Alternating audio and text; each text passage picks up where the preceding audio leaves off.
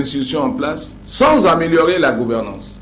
Et nous, à ce sujet, nous avons de nombreuses propositions. D'ailleurs, nous sommes en train d'écrire un livre à ce sujet pour dire, à l'instar de certaines constitutions, et vous-même vous pouvez faire la démarche et faire la comparaison, prenez la constitution du Ghana. Vous découvrez comment une constitution peut améliorer le développement et peut améliorer la gouvernance sans coûter nécessairement cher au peuple. Les contre-pouvoirs sont nombreux, les dérapages sont limités. Nous avons véritablement besoin que la Constitution serve d'abord le développement et l'unité nationale. Et pour nous, la Constitution, celle que nous avons héritée de nos événements de 1990, doit être remaniée de fond en comble. Il ne s'agit pas de réformer, il ne s'agit pas de réformes opportunistes.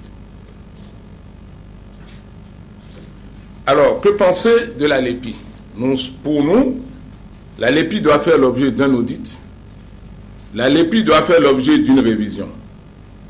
Mais aussi pour nous, la LEPI, certes à long terme, doit se situer dans le cadre de la réforme constitutionnelle. La liste électorale qui découle de la LEPI ne peut être gérée que par la commission électorale, elle-même autonome, intégrée à la Constitution.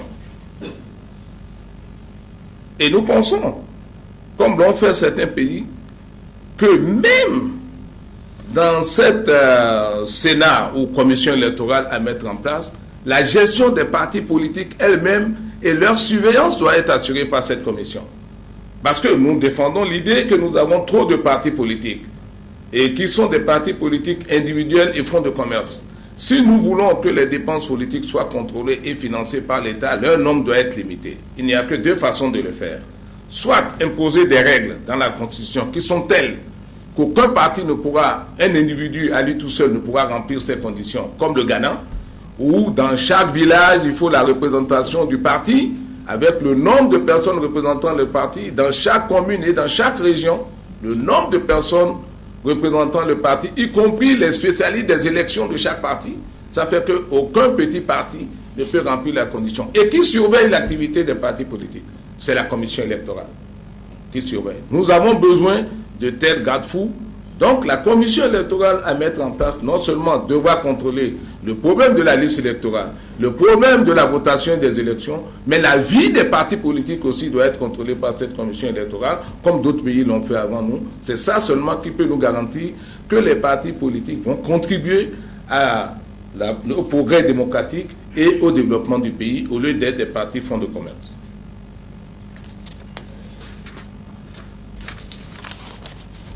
Je crois que notre dernier sujet est certainement celui qui, compte tenu de l'actualité, intéresse beaucoup de gens, y compris nous-mêmes, parce que les deux premières questions, que ce soit la Constitution ou la LEPI, ont déjà trouvé un consensus national. Ce qui n'a peut-être pas encore trouvé de consensus national, c'est le problème du PVI. Alors, nos positions vont s'écarter de toute polémique, un peu faire comme si nous ne les connaissions pas. Bien que nous les connaissions, notre position à nous est tout à fait indépendante. Et je m'en vais commencer dans cette, comme j'ai fait jusqu'à présent, par vous répondre à l'anglo-saxon. Le gouvernement a suspendu le PVI et les opérations avec les concontraktants du PVI. Est-ce que c'est juste? Est-ce que c'est légal? Avant le développement, je vais vous répondre sans embâche. C'est non seulement juste, mais c'est obligatoire pour l'État de le faire. Si l'État ne le faisait pas, n'importe lequel d'entre vous serait en mesure de le poursuivre. Et je vais vous expliquer pourquoi.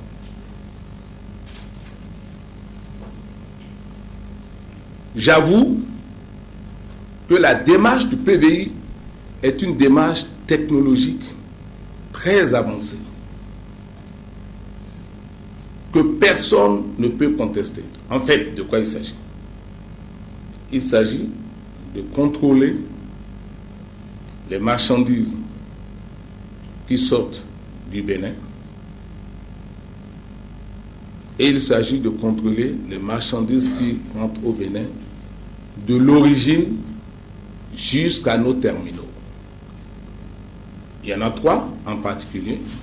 Il y a les terminaux maritimes, les terminaux aériens, les terminaux terrestres des frontières.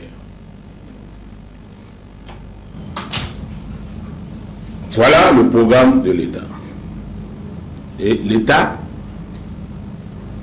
à travers les documents qu'ils ont élaborés, ils ont mis en place un système de scannage et un système de gestion automatisée des magasins et même un système de suivi jusqu'aux frontières. Mais, connaissant les faiblesses, le temps d'Achille de ce programme, ils ont pris un certain nombre de précautions. Mais quels sont les éléments de fragilité de ce projet que l'État et son partenaire ont cru devoir baliser? Ils ont 3 problèmes. Le temps d'exécution de la mission. Et dans le contrat, ils ont fixé ce temps à 3 jours. Et si vous avez le contrat, c'est l'article, je crois, 6 du contrat, qui prévoit que c'est 3 jours le temps qu'il faut pour le faire. Ils ont découvert, et à juste titre, que cette affaire pose une question d'expertise. Et ils ont désigné dans le contrat un partenaire technique, je crois que c'est SGS, qui est le partenaire technique qui sait faire. Ils ont prévu de recruter ce partenaire technique et vous verrez, le contrat fait allusion à ce partenaire technique. Troisièmement, ils ont prévu qu'il y aura un problème de coût. Parce qu'en fait, le PVI vient se rajouter en termes de coût à tous les autres coûts douaniers. Ça ne vient pas diminuer. Alors voilà les handicaps auxquels les 2 partenaires sont confrontés. Et ils ont pris dans leur contrat des dispositions pour éviter que cela ne vienne étouffer le PVI. Je sais qu'avec votre expérience, vous comprendrez très facilement pourquoi ils ont pris les précautions. L'environnement économique. Le port de Cotonou n'est pas le seul port de la sous-région. Nous avons des concurrents qui sont au moins Lomé, qui sont Abidjan, pays de l'Interland, et pour ce qui concerne la destination du Nigeria, le Nigeria, lui, il a compris depuis longtemps que l'État ne pouvait pas gérer efficacement ces ports. Il en a confié la gestion à des particuliers avec un contrat qui fait que les particuliers doivent lui verser une certaine somme par an, ne pas s'occuper. Donc les particuliers du port du Nigeria ont totalement libéralisé, y compris pour les véhicules d'occasion, pour lesquels l'État avait maintenu un minimum de 3 ans d'âge, ce qui fait que les véhicules passaient par Cotonou. Les particuliers qui ont pris ont ignoré la décision de l'État. Donc nous avons de la concurrence à nos frontières.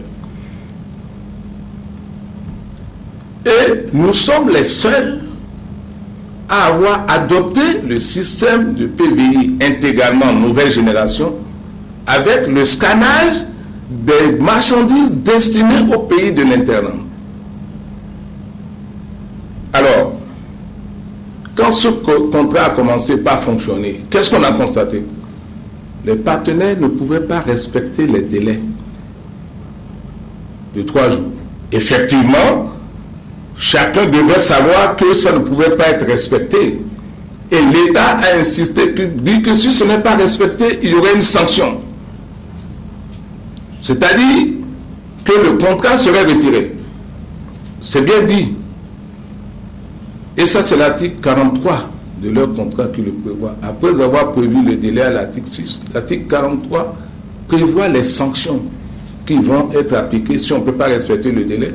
Parce que le Bénin sait qu'en plus de coûter plus cher, s'il coûte plus de temps aux gens pour convoyer leurs marchandises, le port de Cotonou sera totalement déserté. Et l'État n'oublie pas qu'il a un handicap. Il y a dans la mer les fameux pirates.